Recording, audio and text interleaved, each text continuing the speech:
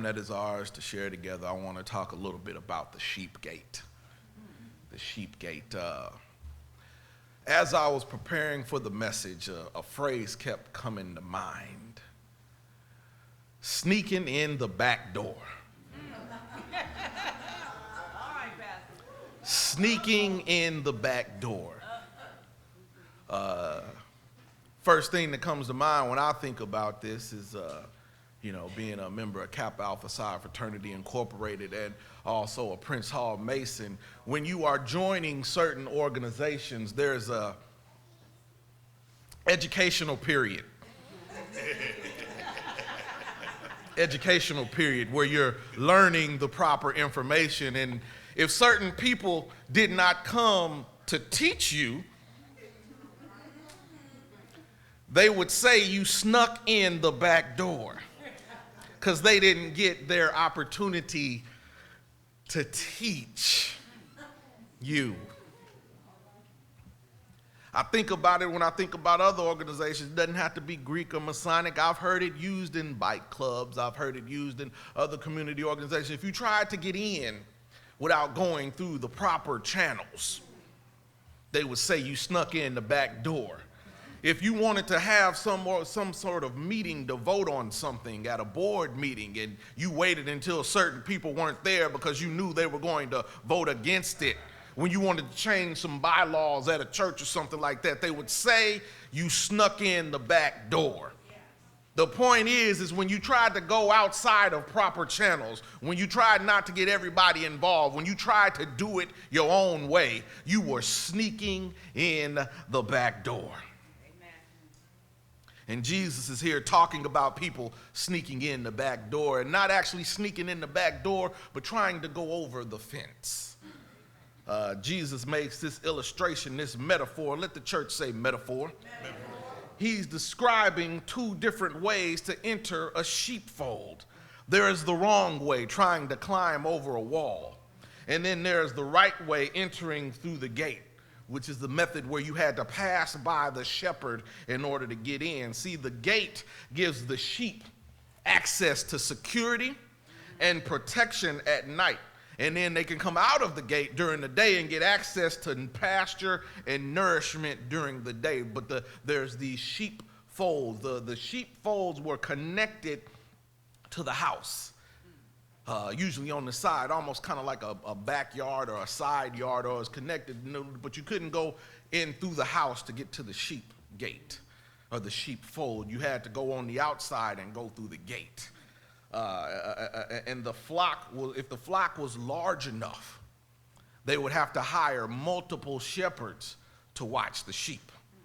You usually have the shepherd who owned the sheep, and then you had an under shepherd who was hired, or under shepherds who were hired to help take care of the sheep.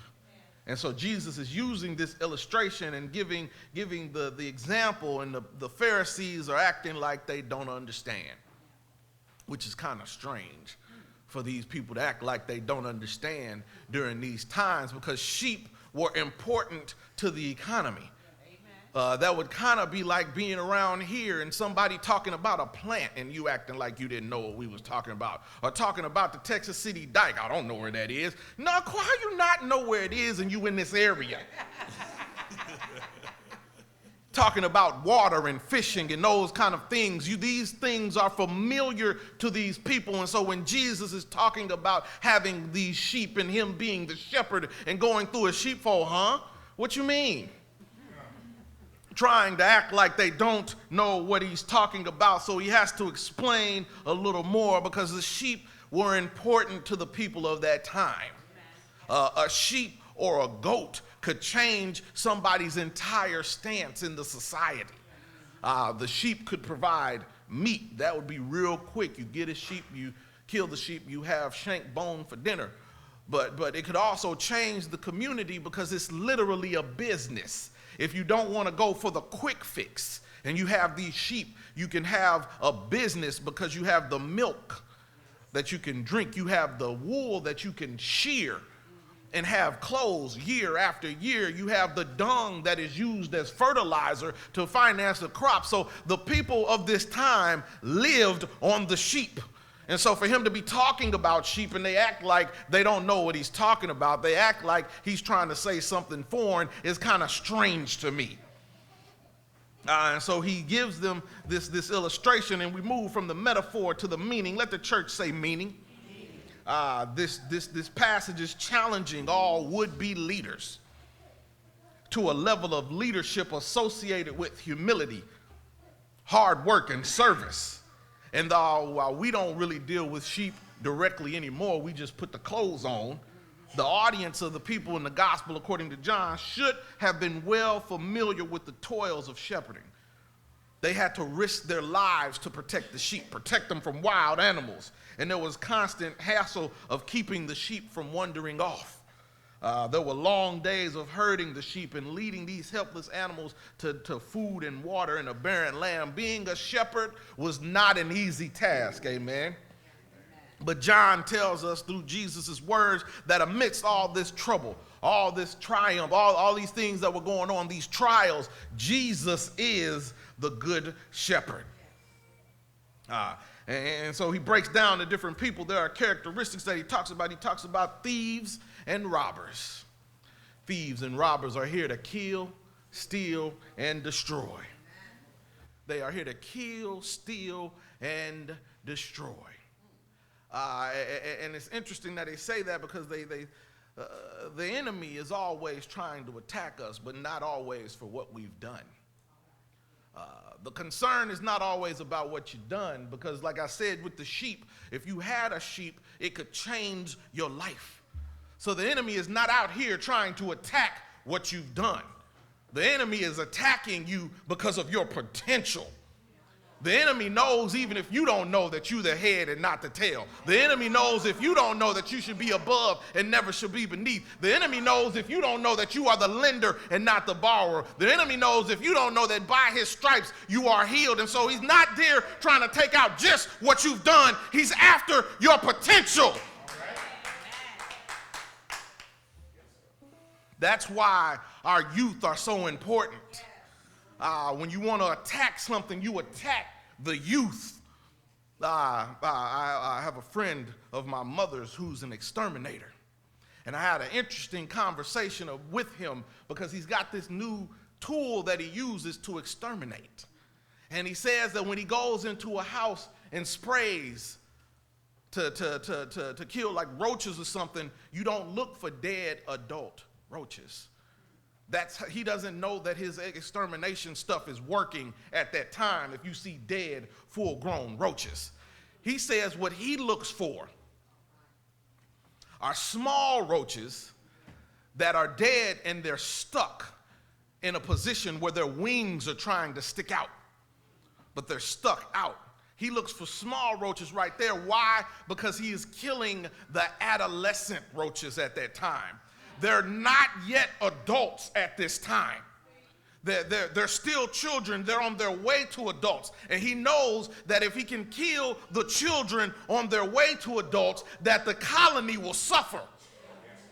And that is the way to kill the colony, is if you take out the adults, or the ones who are not yet adults. If I can get them at that stage, I know that the colony will fail. So just like that, if I can get the youth at the right stage, I know that the church will fail. If I can get the youth at the right stage and tell them, you know that man up there lying to you. Ain't no Jesus. Let me tell you about all this other stuff that's going on. He's just here to get his pockets fat. If I can tell them that all these different things that are going on and not necessarily quote them right. If I can get all these things, I can get them to doubt. If I can get them to look at something else. Can't quote a Bible scripture to save your life, but you know all the Young Thug songs.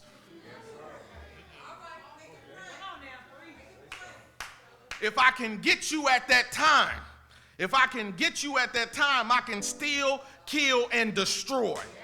So the enemy is not just aiming at you for what you've done. The enemy is aiming at you for your potential. When we play when they play a basketball game and it's time to play the Cavs, we don't wait for LeBron James to score 50 points before we double team him. We've scouted him already. We know that here's a danger to him, so we are going to attack him on the onset. Those things the enemy is coming to kill, steal, and destroy for your potential. Oh, if you knew what you could do if you put your mind to it. And so he's here to get the potential, and that's why they come after the sheep. That's why they're willing to go over the wall. That's why they're willing to cross over the gate in order to get the sheep, because they know the potential in the sheep. They know that the sheep are capable of producing other sheep. And the larger the flock gets, the more better off the community will be. And so we're going to stop it. We're going to nip it in the bud, as they say, and we're going to go after it before they get dangerous. And so these thieves and robbers are here to kill, steal, and destroy. I'm reminded of the text where Jesus was telling Peter that the enemy is out there roaring like a lion, seeking whom they may devour. I like to watch a lot of nature shows. When I'm not watching a bunch of technical stuff, I'm watching some National Geographic. And one thing that I've noticed about lions is they don't hunt like conventional and other conventional predators do. The lion, the male lion, does not do all of the work. You have 1 or 2 male lions in a pride, and then you have a whole bunch of female lions that do the hunting. And what happens is the gazelle is running. And it's running away, and it sees the big male lion, and the big male lion roars at the gazelle, and the gazelle gets off track. It roars at the lion, the lion roars at the gazelle, and the gazelle gets off track. And when the gazelle gets off track, it runs into the path of the female lions that kill it. So you are worried about the roar, and you get off track. You get worried about the roar, and you find yourself making an even worse decision than you've made before when you are square up on the enemy and you decide to turn around and go back to where you came from. Yeah, these things that the enemy is attacking you that way, and so you got to not worry about the roar. The roar is there to get you off track. The roar is there to make you to doubt yourself. And the roar is there to make you doubt yourself so you can't say, for God I live and for God I die. The roar is there to make you doubt yourself so you don't understand that I can do all things through Christ who gives me strength. The roar is there to get you to doubt yourself. And so these characteristics of the thieves and the robbers, their purpose is here to kill, steal, and destroy. And then we move from the characteristics of the robbers to the characteristics of the hired hands. The hired hands will forsake the sheep in time of danger. The hired hands don't care as much about the sheep as the shepherd does. Why? Because they do not own the sheep. The shepherds are there because they own the sheep. They have a vested interest in the life and the success of the sheep, but the hired hands are only there for a check. The hired hand is there to say, you know what? I don't get paid enough for this. This ain't worth my time.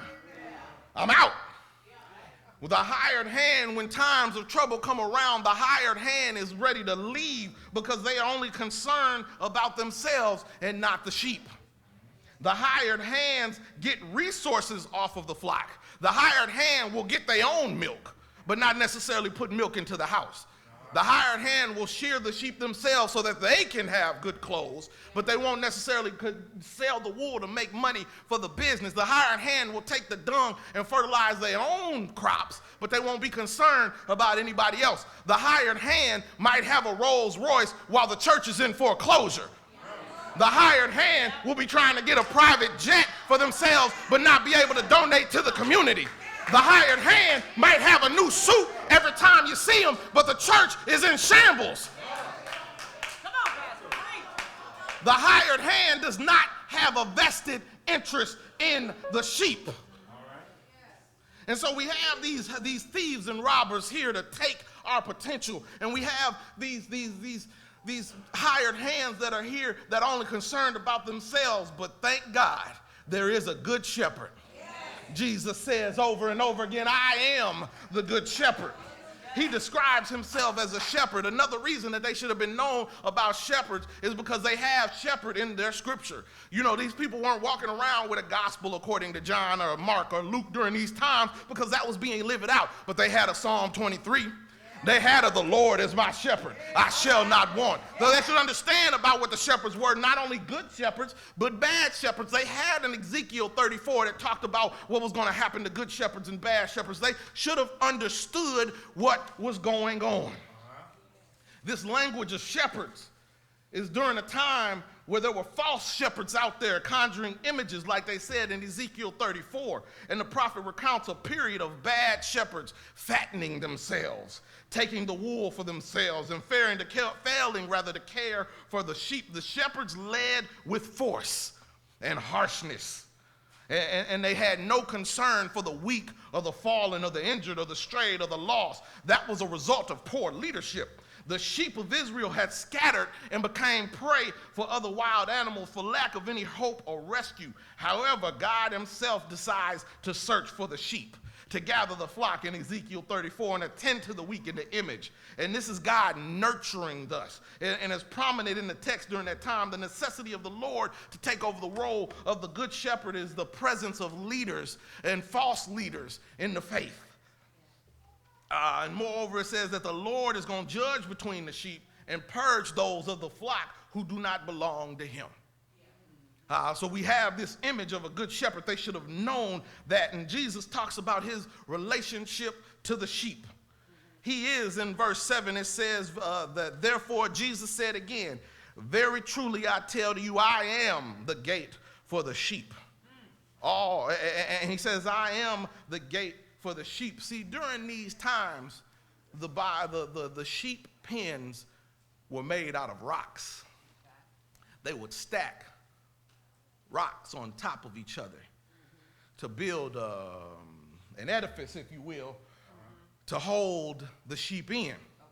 They didn't necessarily go to a Home Depot and pick up a wrought iron fence or wood planks and concrete so that they could put it down. These sheep pens were made out of rocks stacked together.